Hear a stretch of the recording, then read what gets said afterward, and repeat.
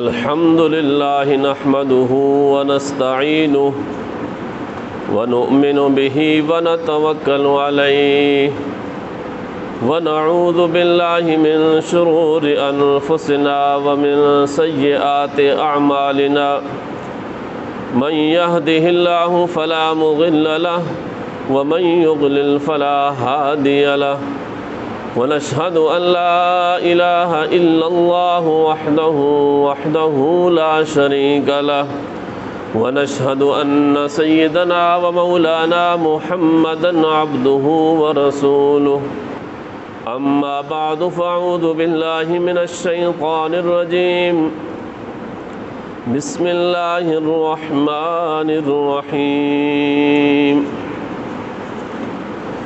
يا أيها الناس اتقوا ربكم الذي خلقكم من نفس واحدة وخلق منها زوجها وبث منهما رجالا كثيرا ونساء واتقوا الله الذي تساءلون به والأرحام إن الله كان عليكم رقيبا وقال تعالى في مقام آخر ومن آياته أن خلق لكم من أنفسكم أزواجا لتسكنوا إليها وجعل بينكم مودة ورحمة إن في ذلك لآيات لقوم يتفكرون وقال النبي صلى الله عليه وسلم النكاح من سنتي وفي رواية فمن رغب عن سنتي فليس مني صدق الله العظيم وصدق رسوله النبي الكريم ونحن على ذلك لمن الشاهدين والشاكرين والحمد لله رب العالمين۔ آج کی نشست میں اسلام کا جو فلسفہ نکاح ہے اس کے حوالے سے چند باتیں آپ حضرات کے سامنے رکھنی ہیں۔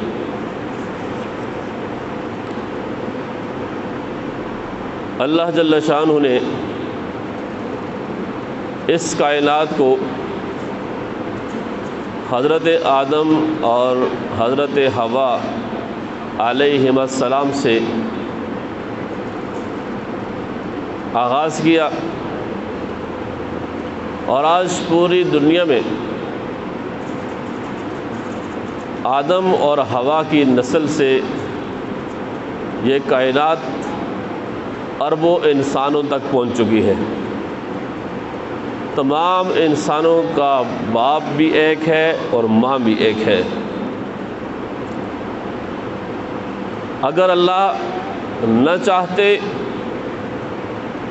تو اس میں صرف ایک آدم ہوتے، یا ان کے ساتھ اماں حوا ہوتی، یا چند انسان ہوتے، لیکن اللہ کی یہ مشیت اور منشا تھی کہ اس کائنات کو خالی نہیں رہنے دینا ہے، اس کائنات کو بسانا ہے اور اس سرزمین کو بھرنا ہے۔ اس لیے سب سے پہلے حضرت اماں حوا اور حضرت آدم علیہم السلام سے جو بچے پیدا ہوتے تھے ان کے بھائی بہن ہونے کا تصور اور حکم بالکل الگ تھلگ کر دیا۔ ہمارے ہاں تو یہ تصور اور یہ حکم ہے کہ جو بھی ایک ماں باپ سے پیدا ہوں گے، وہ جب بھی پیدا ہوں گے، خواہ وہ 10 سال بعد 20 سال بعد پیدا ہونے والے بہن بھائی، ایک ماں باپ سے پیدا ہونے والے بچے، وہ آپس میں حقیقی بہن بھائی تصور کیے جائیں گے، اور ان کا آپس میں رشتہ ازدواج منسلک نہیں ہو سکتا، کبھی بھی نہیں ہو سکتا۔ اور اس کو حرام قرار دیا گیا ہے۔ لیکن اس وقت چونکہ یہ اس کائنات میں انسانوں کی یہ بہتات نہیں تھی اور اللہ جل شانہ اس کو آباد کرنا چاہ رہے تھے، تو اس لیے ان کے لیے حکم الگ کر دیا اور حکم یہ بنا دیا کہ جو ایک حمل سے پیدا ہوں گے، لڑکا اور لڑکی، بچہ اور بچی، بس وہی آپس میں بہن بھائی قرار دیے جائیں گے۔ جو الگ حمل سے پیدا ہوں گے، اگرچہ وہ بھی آدم اور حوا سے پیدا ہو رہے ہیں، وہ الگ بہن بھائی تصور کیے جائیں گے۔ اور اسی کی بنیاد پر تو حابیل اور قابیل کا آپس میں اختلاف ہوا اور قابیل نے پھر حابیل کو قتل کیا تھا، اس لیے کہ حابیل کے ساتھ جو لڑکی پیدا ہوئی تھی وہ حابیل کی بہن تھی، قابیل کے ساتھ جو پیدا ہوئی تھی وہ قابیل کی بہن تھی۔ تو قابیل کے ساتھ پیدا ہونے والی لڑکی کا نکاح حابیل سے ہونا تھا اور حابیل کے ساتھ پیدا ہونے والی لڑکی کا نکاح قابیل سے ہونا تھا، لیکن قابیل کے ساتھ پیدا ہونے والی لڑکی چونکہ حسین و جمیل تھی، اس لیے قابیل نے کہا نہیں، جو میرے ساتھ پیدا ہوئی ہے میں اسی سے شادی کروں گا۔ اور ان کو بتایا گیا کہ یہ ایسا نہیں ہو سکتا، اس لیے کہ یہ تمہاری بہن ہے، اور بعد میں پھر وہ اختلاف کرتے کرتے قتل تک پہنچا، جو ایک انسانیت کا اور اسے روئے زمین کا سب سے پہلا قتل تھا۔ تو کہنے کا مقصد یہ ہے کہ اس کائنات میں جو آبادی ہے،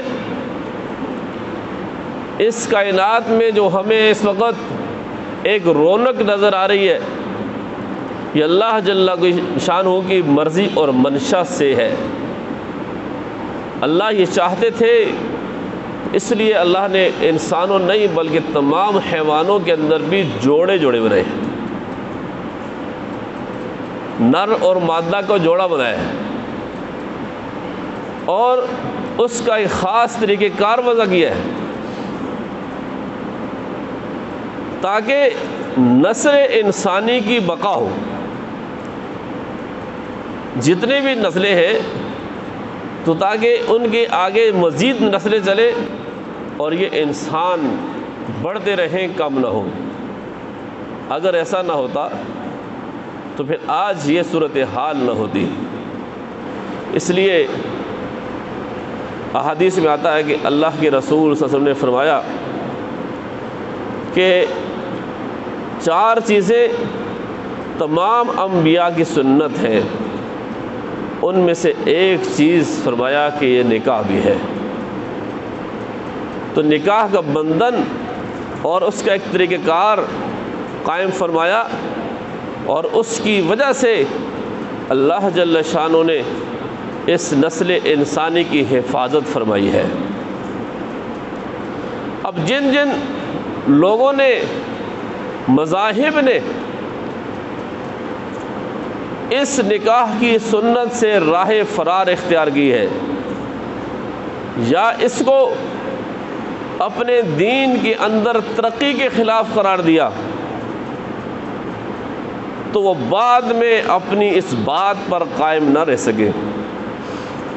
قرآن کریم کی سورہ حدید کے اندر آیت نمبر 27 ہے، اس میں اللہ جل شانہ عیسائیوں کا تذکرہ فرماتے ہوئے فرماتے ہیں کہ وَرَهْبَانِيَّةً ابْتَدَعُوهَا، رہبانیت کو انہوں نے ایجاد کیا۔ رہبانیت یہ ہے کہ دنیا کے ظاہری جو ماحول ہے اس سے ترک تعلق کر کے کٹ کر ایک الگ سے زندگی، شادی بیاہ سے الگ تھلگ ہوگا۔ چنانچہ جو عیسائیوں کے راہب تھے، وہ راہب اسی رہبانیت سے نکلا ہوا ہے۔ انہوں نے اپنے اوپر شادی کو، نکاح کو حرام کر دیا، اور اللہ فرماتا ہے کہ ما كتبناها علیہم، ہم نے ان پر یہ رہبانیت کو فرض نہیں کیا تھا، الا ابتغاء رضوان اللہ، انہوں نے جو کیا وہ اس لیے کیا کہ ہم اللہ کی رضامندی کو مزید حاصل کریں۔ شادی بیاہ کے معاملات میں پڑ جائیں گے تو ہماری عبادات کے اندر خلل آئے گا، تو یکسو ہو کر ہم عبادات کے اندر مشغول ہو جائیں اور اللہ کے مقرب بندوں میں شامل ہو جائیں۔ لیکن ظاہر سی بات ہے کہ یہ ان کی ذاتی ایجاد تھی، یہ ان کا ذاتی خیال تھا، اللہ نے ان پر اس چیز کو فرض نہیں کیا تھا۔ تو یہ انسان کی جو طبیعت اور فطرت ہے اس کے خلاف انہوں نے ایک نئی چیز ایجاد کی۔ تو فما رعوها حق رعایتها، اللہ فرماتے کہ جس طرح پھر اس بات کی رعایت کرنے کا حق تھا وہ اس کی رعایت نہ کر سکے۔ اب انسان کی جس طرح کھانے پینے کی ضروریات ہیں، لباس پہننے کی ضروریات ہیں، اسی طرح انسان کی اندر، حیوانوں کے اندر بھی جنسی خواہشات ہوتی ہیں۔ یہ جنسی خواہش کو پورا کرنا انسانوں کی، حیوانوں کی ضرورت ہے، اور پھر اس کے لیے چونکہ اس خواہش کو اللہ نے پیدا کیا، اللہ جل شانہ نے اس خواہش کو پورا کرنے کا ایک جائز طریقہ اور ایک حلال طریقہ بھی بتا دیا، اور اس کے لیے نکاح کا تصور دیا ہے کہ سب انسانوں حیوانوں میں، حیوان چونکہ مکلف نہیں ہے لیکن انسانوں کو پابند کر دیا کہ تم اپنی جنسی خواہش پوری کرو لیکن اس کے لیے نکاح کا راستہ اختیار کرو، تاکہ معاشرے کے اندر وہ بے حیائی، وہ بے شرمی اور وہ بے غیرتی اور اس طرح کی چیزیں وہ معاشرے کے اندر رائج نہ ہو جائیں، کہ انسان کی جنسی خواہش بھی پوری ہو، وہ گناہ کے اندر بھی مبتلا نہ ہو، اپنے رب کے احکامات کو بھی نہ توڑے، اور اس کی نسل انسانی کی بقا بھی رہے۔ اس کو سمجھنے کی ضرورت ہے۔ تو یہ عیسائیوں نے اس نکاح شادی بیاہ سے ایک الگ ہو کر ان کے راہبوں نے اپنا راستہ لیا، لیکن پھر ظاہر ہے وہ اس کی رعایت نہیں کر سکے، جائز طریقوں کو انہوں نے چھوڑا تو پھر ناجائز ذرائع کو اختیار کیا۔ سب سے زیادہ بدکاریاں پھر ان کے جو عبادت گاہیں تھیں ان میں ہونے لگیں، اور جو عیسائی راہب تھے ان میں مبتلا ہو گئے۔ سب سے زیادہ سکینڈل بھی پھر ان کے آنے لگے، جنسی سکینڈل، اس لیے کہ انہوں نے اللہ کے بنائے ہوئے ایک قانون سے راہ فرار اختیار کی، انسانی فطرت کے خلاف ایک الگ راستہ اپنایا۔ تو اللہ فرماتے ہیں کہ فطرت اللہ التی فطر الناس علیہا، کہ یہ جو دین ہے یہ اللہ تعالیٰ نے انسانوں کی فطرت کے عین مطابق بنایا ہے، تو چاہیے کہ انسان اسی فطرت کے مطابق رہے۔ لا تبدیل لخلق اللہ، اللہ کی ان بنائی ہوئی چیزوں میں، ان کے اصولوں میں، اس تخلیق میں کوئی تبدیلی نہ کریں۔ تو یہ اللہ کے بنائے ہوئے کچھ اصول ہیں جو اللہ جل شانہ نے انسانوں کو بتلائے۔ اب جن جن معاشروں نے اس سے راہ فرار اختیار کی، الگ راستہ بنایا، ان معاشروں میں بے راہ روی اور بے حیائی نے فروغ پایا۔ تو اسلام میں تو اس کا بہت زور دیا گیا ہے۔ اب عیسائیوں کے ہاں بھی یہ تصور ہے، اور یہ ہندو مذہب کے اندر بھی تصور ہے۔ ہندوؤں کے جو پنڈت ہوتے ہیں وہ شادی بیاہ نہیں کرتے، ایک الگ سے دور دور رہتے ہیں، اور پھر بعد میں بہت ساری برائیوں میں مبتلا ہو جاتے ہیں۔ اب اسی وجہ سے، اس فرق کی وجہ سے آج ہمارے ہاں مسلمانوں کے اندر اقوام محفوظ ہیں، نسلیں محفوظ ہیں، اور بے حیائی اور وہ بے شرمی نہیں ہے جو وہاں ہے۔ ہاں جو ہمارے ہاں بھی ان کو چاہتے ہیں، اس طرح کی زندگی گزارنا چاہتے ہیں، تو پھر وہ ویسے ہی بن گئے، ان کے گھرانوں میں کوئی تمیز نہیں رہی۔ اب مغرب میں یورپین کنٹریز جو ہے، امریکہ سمیت، وہ ان کے ہاں شادی بیاہ کا کوئی خاص تصور نہیں ہے، بس وہ یہ کہتے ہیں کہ انسان کا جو مذہب ہے وہ اس کی عبادت گاہ تک، مسجد تک، چرچ تک محدود ہونا چاہیے۔ ایک انسان کی نجی زندگی میں اس کے مذہب کا کوئی عمل دخل نہیں ہے، کیونکہ ہم تو مسلمان ہیں اور ہمیں پابند کیا گیا ہے۔ وہ اپنے اوپر اس پابندی کو نہیں مانتے۔ اب ان کے ہاں انسان نے جنسی تسکین کرنی ہے یا جنسی خواہش کو پورا کرنا ہے، تو پھر جہاں اس کی سیٹنگ ہو جائے، جہاں اس کا دل چاہے، وہ حیوانوں کی طرح، جانوروں کی طرح، وہ پھر وہ کوئی جگہ نہیں دیکھتے، وہ شرم و حیا کے سارے تقاضوں کو پامال کرتے ہوئے پھر اپنی جنسی خواہشات کو پورا کرتے ہیں۔ تو اسلام نے یہ درس دیا ہے کہ یہ نکاح جو ہے یہ صرف جنسی خواہش کی تکمیل نہیں ہے، اس کے ساتھ ساتھ یہ انسانی بقا کی انسانی بقا کا یہ ضامن ہے، اور معاشرے سے بے حیائی کو روکنے کا ایک اہم ذریعہ ہے۔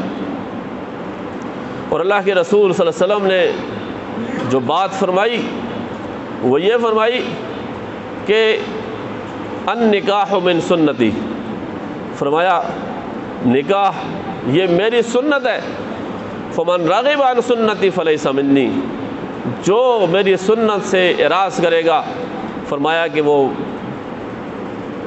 مجھ سے نہیں ہے، میری امت کا حصہ نہیں ہے۔ ایک دفعہ 3 صحابہ ازواج مطہرات کے پاس آئے اور ان سے حضور نبی کریم صلی اللہ علیہ وسلم کے معمولات کے بارے میں عرض کیا، اور پھر ساتھ جب یہ محسوس کیا کہ وہ تو اللہ کے رسول ہیں اور ان کی مغفرت تو یقینی ہے، ان کی درجات کی بلندی بھی یقینی ہے، ہم وہاں تک نہیں پہنچ سکتے۔ چنانچہ 3 میں سے ہر ایک نے ایک بات طے کی۔ ایک نے کہا کہ میں پوری رات نماز پڑھوں گا، دوسرے نے کہا میں ہمیشہ روزہ رکھوں گا، اور تیسرے نے کہا میں آئندہ میں شادی نہیں کروں گا۔ یہ تینوں باتیں اس لیے کی تاکہ ہم مسلسل عبادت میں لگے رہیں اور اللہ کا تقرب حاصل کر لیں۔ ان باتوں کی وجہ سے، رات کو سونے کی وجہ سے، یا کھانے پینے کی وجہ سے، یا شادی بیاہ کی معاملات میں لگ جانے کی وجہ سے ہماری عبادات کے اندر خلل آئے گا۔ جب اللہ کے رسول صلی اللہ علیہ وسلم کو یہ بات پہنچی تو آپ نے فرمایا کہ النکاح من سنتی، فرمایا نکاح، شادی بیاہ یہ تو میری سنت ہے، فمن راغب عن سنتی فلیس منی، فرمایا کہ اب جو میری سنت سے اعراض کرے، اس کو نہ اپنائے، شادی بیاہ کے معاملات سے الگ تھلگ ہوگا، فرمایا کہ وہ مجھ سے نہیں ہے۔ اس حد تک زور دیا گیا ہے۔ اور آج کل ہمارے مسلمان معاشروں کے اندر بھی الگ سا ایک تصور قائم ہوتا جا رہا ہے، خاص کر جو لوگ یونیورسٹیوں کی زندگی کا حصہ بن گئے، یونیورسٹیوں میں چلے گئے، اب ان کے ہاں بھی جو لڑکیاں خاص کر ہاسٹلوں کی زندگی گزارتی ہیں، ان کے ہاں بھی اس کی کوئی خاص اہمیت اور کوئی ویلیو نہیں ہے، اور شادی بیاہ بہت دیر سے کرنے لگے لوگ۔ اب تو 35 40 سال 45 سال جا کے شادی کرتے ہیں، اور اس کی حالانکہ یہ بتایا گیا ہے کہ جتنا جلدی ہو سکے جب مناسب رشتہ مل جائے تو اس میں تاخیر نہیں کرنی چاہیے، لیکن جہاں جہاں لوگ اس میں تاخیر کرتے ہیں پھر بہت سارے برے نتائج کا ان کو سامنا بھی کرنا پڑتا ہے۔ اور بے نکاح رہنا، شادی کے بغیر رہنا، اللہ کے رسول صلی اللہ علیہ وسلم نے فرمایا کہ بے نکاح مرد اور بے نکاح عورت محتاج اور مسکین ہے۔ اور ایک صحابی نے سوال بھی کیا، جب آپ نے فرمایا کہ مسکین ہے وہ مرد جس کی بیوی نہ ہو، لوگوں نے عرض کیا کہ اگرچہ وہ بہت مال والا ہو تب بھی مسکین ہے؟ فرمایا کہ ہاں، اگرچہ وہ بہت مال والا ہو پھر بھی مسکین ہے۔ پھر فرمایا اب ہم دیکھ لیں گے ہمارے ہاں یہاں مساکین کتنے زیادہ بیٹھے ہوئے ہیں۔ پھر فرمایا کہ مسکین ہے وہ عورت کہ جس کا خامد نہ ہو۔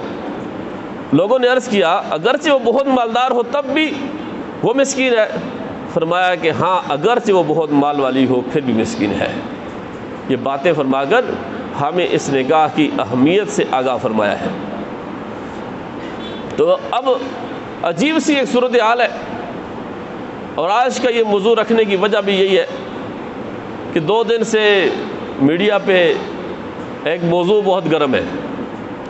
ملالہ یوسفزئی کا ایک بیان چلا کہ یہ نکاح کرنے کے لیے، آپس میں اکٹھا رہنے کے لیے نکاح کرنے کی کوئی ضرورت نہیں ہے، نکاح فارم پہ دستخط کرنے کی کوئی ضرورت نہیں ہے، لڑکا اور لڑکی آپس میں پارٹنر بن کر بھی زندگی گزار سکتے ہیں۔ یہ کتنی عجیب بات ہے۔ تو اس سے ہمارے معاشرے میں پھر اب عجیب قسم کے نام نہاد قسم کے مسلمان ہیں، خوشی سے پھر اس طرح کی بات سن کر وہ پھولے نہیں سماتے، حالانکہ اللہ اور اس کے رسول کے بتائے ہوئے ساری تعلیمات کے سراسر خلاف ہے۔ یہ جو میں نے حدیث پاک سنائی وہ اسی میں سنائی۔ دوسری حدیث میں فرمایا کہ بے نکاح آدمی شیطان کا بھائی اور اعلیٰ ہے۔ ایک روایت ہے کہ اللہ کے رسول صلی اللہ علیہ وسلم نے ایک دفعہ ایک صحابی عقاف رضی اللہ تعالی عنہ سے فرمایا کہ اے عقاف کیا تیری بیوی ہے؟ انہوں نے عرض کیا نہیں۔ آپ نے فرمایا اور تو مال والا ہے، وسعت والا ہے، تیری گنجائش ہے شادی کرنے کی؟ عرض کیا ہاں میں مال والا ہوں، وسعت والا ہوں۔ تو آپ نے فرمایا تو اس حالت میں تو شیطان کے بھائیوں میں سے ہے۔ اگر تو عیسائیوں میں سے ہوتا تو ان کا راہب ہوتا، اس لیے کہ ان کے راہب شادی نہیں کرتے۔ پھر فرمایا کہ بلا شبہ نکاح کرنا ہمارا طریقہ ہے، تم میں سے سب سے برے لوگ وہ ہیں جو بے نکاح ہیں، اور مرنے والوں میں سے سب سے برے وہ ہیں جو بے نکاح مر جائیں۔ کیا تم شیطان سے لگاؤ رکھتے ہو؟ شیطان کے پاس عورتوں سے زیادہ کوئی ہتھیار نہیں جو صالحین کے لیے، نیک لوگوں کے لیے کارگر ہو۔ تو اس لیے نکاح کی اہمیت کے والے تو یہاں تک فرمایا کہ جو آدمی نکاح نہیں کرتا وہ شیطان کا بھائی اور اعلیٰ ہے، اور وہ کہتے ہیں کہ یہ کسی کوئی ضرورت نہیں ہے، اور اس پہ کچھ لوگوں نے عجیب عجیب قسم کے تبصرے کیے۔ تو یہ عجیب سی ایک صورتحال ہمارے یہاں بن جاتی ہے، سوشل میڈیا ہے، بس ایک بات مل جائے پھر مختلف قسم کے تبصرے لوگ کرتے ہیں۔ تو آج کے موضوع پر بات کرنے کا مقصد یہ ہے کہ نکاح کے بغیر گزارا نہیں ہے، اور زندگی کے اندر جو سکون اور چین ہے وہ بھی اسی وجہ سے ہے۔ اب رہی بات ملالہ یوسفزئی کی، تو آپ سب جانتے ہیں اس کا بیک گراؤنڈ کیا ہے۔ ایک لڑکی نام نہاد ایک ڈرامہ کیا گیا سوات میں، جی اس کو ٹی پی نے مار دیا، اور اس کے بعد اس کو پھر ہائی جیک کر کے لے گئے، وہاں جا کے اس کی تربیت کی اور اس کو نوبل ایوارڈ دیا۔ اتنے بڑے بڑے لوگ ہیں دنیا میں کام کرنے والے مسلمان، کسی اور کو تو ایوارڈ نہیں ملا اور اس کو نوبل ایوارڈ مل گیا۔ اور آج ظاہر سی بات ہے جو آدمی جس کا کھاتا ہے اسی کا کھاتا ہے، وہ ان کا کھاتی ہے تو انہیں کا کھاتی ہے، تو ظاہر سی بات اس نے انہیں کی زبان بولنی ہے۔ حالانکہ قرآن کریم میں اللہ نے فرمایا سورہ روم کے اندر کہ وَمِنْ آیَاتِهِ أَنْ خَلَقَ لَكُم مِّنْ أَنفُسِكُمْ أَزْوَاجًا، فرمایا کہ اللہ کی نشانیوں میں سے یہ ہے کہ اس نے تمہاری جنس کے جوڑے جوڑے بنائے، ہر مرد کے لیے عورت ہے، ہر عورت کے لیے ایک مرد بنایا ہے۔ کیوں؟ لِتَسْكُنُوا إِلَيْهَا، تاکہ تم ان سے سکون حاصل کرو، تمہاری زندگی کے اندر چین اور سکون آ جائے۔ تو زندگی کے اندر انسان کی چین اور سکون کی نکاح سے، شادی سے آ سکتے سے بغیر نہیں۔ اور وَجَعَلَ بَيْنَكُمْ مَوَدَّةً وَرَحْمَةً، یہ اللہ کی نشانی ہے کہ اس نے تمہارے درمیان مودت، شفقت اور رحمت کو، نرم دلی کو پیدا فرمایا۔ بعض اوقات ایسا ہوتا ہے کہ لڑکا یہاں کا، لڑکی کراچی کی، یا کہیں دور دراز باہر کے ملکوں میں شادی ہوتی ہے، دوسرے ممالک کی، ایک دوسرے کو جانتے تھے ہی نہیں، لیکن شادی کی وجہ سے اللہ جل شانہ ان کے دل میں ایسی محبت بٹھا دیتا ہے، ساری زندگی کی اکٹھے گزارتے ہیں، ایک دوسرے پر مر مٹنے کے لیے تیار ہیں۔ یہ اللہ نے اپنی نشانیوں میں ذکر کیا ہے کہ میری قدرت کی نشانیاں ہیں۔ اور پھر حدیث پاک میں آتا ہے کہ جس آدمی نے نکاح کر لیا، شادی کر لی، فرمایا کہ اس کا نصف ایمان مکمل ہو گیا، اب باقی جو نصف ایمان ہے اس میں وہ اللہ سے ڈرتا رہے۔ تو شادی بیاہ کو تو نصف ایمان کی تکمیل قرار دیا گیا ہے۔ تو آخری بات یہ ہے کہ اب آج کل ہمارے ہاں بہت ساری خرابیاں اس وجہ سے پیدا ہو رہی ہیں کہ شادیاں بچوں کی لیٹ ہو رہی ہیں، شادیاں جی بچہ پڑھ رہا ہے جی پاؤں پہ کھڑا ہوگا، وہ پتہ نہیں کب ہوگا بیچاری، وہ 40-45 سال تک پہنچ جاتا ہے، لڑکیاں بھی 30-35 سال تک ہو جاتی ہیں، اس کے بعد پھر وہ کسی کام کی نہیں رہتے، پھر رشتے نہیں آتے۔ تو جلدی جلدی بچوں اور بچیوں کی شادی کا بندوبست کریں۔ اس میں سب سے بہترین جو طریقہ ہے وہ پختونوں کا ہے۔ ان کے بچے بھی پڑھتے ہیں، نوکریاں کرتے ہیں، کاروبار کرتے ہیں، لیکن وہ 18-20-22 سال میں شادیاں کر دیتے ہیں اور ایک زبردست قسم کی زندگی گزارتے ہیں، اور شادی کی وجہ سے پھر بچے بچیاں غلط راستے سے بچ جاتے ہیں، ہماری عزتیں بچ جاتی ہیں۔ بہت سارے گھروں کی عزتیں پامال اس وجہ سے ہوتے ہیں کہ وہ بروقت شادی کا بندوبست نہیں کرتے۔ اللہ جل شانہ ہمیں سمجھ کر عمل کرنے کی توفیق نصیب فرمائے۔ وآخر دعوانا الحمد للہ رب العالمین۔